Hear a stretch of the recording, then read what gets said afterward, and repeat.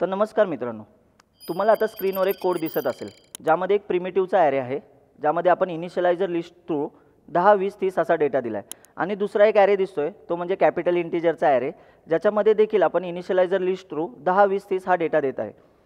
प्रिमिटिव्हसाठीचे जे 3 SOPs आहेत म्हणजेच काय सिस्टम डॉट आउट डॉट प्रिंटएलएन याचा आन्सर आणि इंटिजरसाठीचे 3 SOP याचा आन्सर एक्झॅक्टली सेम आहे.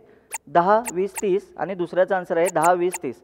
पण मित्रांनो, तुम्हाला माहिती आहे का, हे आन्सर जरी सेम असेल तरी इंटरनली जाताना हे दोघंही वेगळ्या पद्धतीने जातात. चला तर मग समजून घेऊया. दोघांनाही मेमरी मिळताना हीप सेक्शनवर मिळणार आहे.